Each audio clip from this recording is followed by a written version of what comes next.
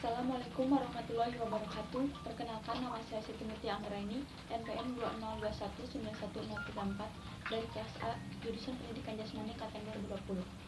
Saya di sini akan menyampaikan materi mengenai konsep belajar. Video ini saya tujukan untuk memenuhi tugas mata kuliah perkembangan peserta didik. Yang pertama, mengenai konsep belajar. Konsep belajar merupakan kegiatan yang berproses dalam memakai unsur yang sangat fundamental dalam penyelenggaraan setiap jenis dan jenjang pendidikan. Hal ini berarti bahwa berhasil atau tidaknya mencapai tujuan pendidikan itu sangat tergantung pada proses belajar yang dijalani siswa, baik pada saat di lingkungan sekolah maupun di lingkungan tempat tinggalnya. Yang pertama, ada pengertian belajar. Belajar merupakan proses perubahan tingkah laku sebagai hasil interaksi individu dengan lingkungannya dalam memenuhi kebutuhan hidupnya. Kedua, tujuan belajar. Ada satu pengetahuan. Dalam hal ini, sifat perubahannya adalah kognitif. Perubahan yang diharapkan adalah dari yang tidak mengetahui menjadi mengetahui, dari yang tidak mengerti menjadi mengerti. Kedua, ada keterampilan atau skill. Sifat perubahannya adalah psikomotorik. Perubahan yang diharapkan adalah dari tidak bisa membuat, melakukan, membentuk sesuatu menjadi bisa membuat, melakukan, dan membentuk sesuatu. Yang ketiga, ada sikap atau attitude. Sifat perubahannya adalah afektif. Perubahan yang diharapkan adalah dari sikap negatif menjadi positif, dari yang salah menjadi benar. Yang ketiga, ada definisi belajar menurut para ahli. Yang pertama, menurut Sardimas, belajar itu merupakan perubahan tingkah laku atau penampilan dengan serangkaian kegiatan, misalnya dengan membaca, mengamati, mendengarkan, meniru, dan lain sebagainya. Kedua, menurut Surya Brata, belajar itu merupakan suatu perubahan berupa kecakapan baru melalui usaha tertentu. Usaha tersebut dapat diperoleh melalui sebuah proses yang disebut pendidikan. Yang ketiga, menurut Dalyono, belajar itu merupakan usaha melakukan perubahan progresif dalam tingkah laku, sikap, dan perbuatan.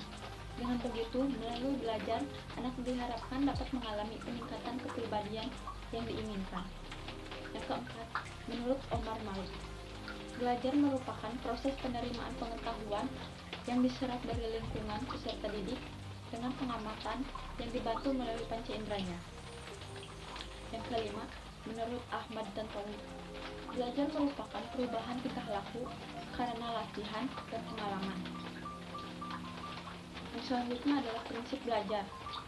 Yang pertama, prinsip kesiapan. Proses belajar sangat dipengaruhi oleh kesiapan individu sebagai subjek yang melakukan kegiatan belajar. Kesiapan belajar adalah kondisi fisik, psikis, jasmani, mental individu yang memungkinkan subjek dapat belajar. Yang kedua, prinsip motivasi.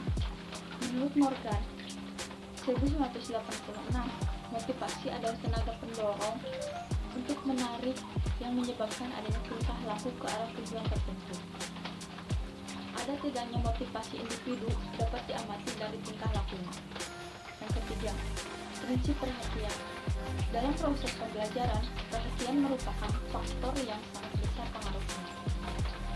Perhatian dapat membuat peserta didik untuk mengarahkan diri pada tugas yang akan diberikan, melihat masalah-masalah yang akan diberikan. Yang keempat, ada prinsip persepsi.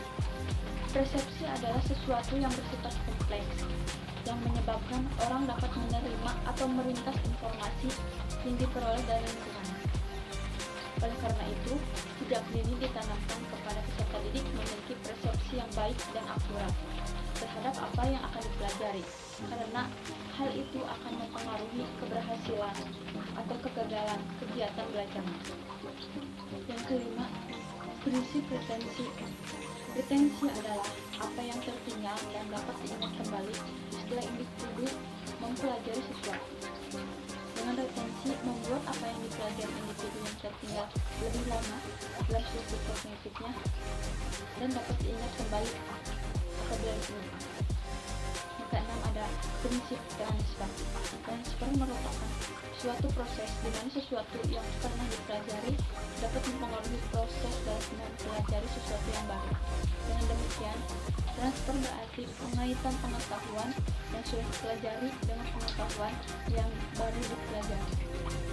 Selanjutnya ada karakteristik belajar. Karakteristik yaitu kualitas atau ciri khas sesuatu yang dipakai. Jadi karakteristik dalam proses belajar yaitu sebagai berikut. Yang pertama, adanya perubahan, baik itu perilaku, kemampuan, atau kepribadian. Yang kedua, adanya proses interaksi. Yang ketiga, adanya sesuatu kegiatan yang kompleks. Yang keempat, adanya proses kognitif. Yang kelima, adanya perilaku dalam belajar. Yang keenam, adanya tujuan dalam proses belajar.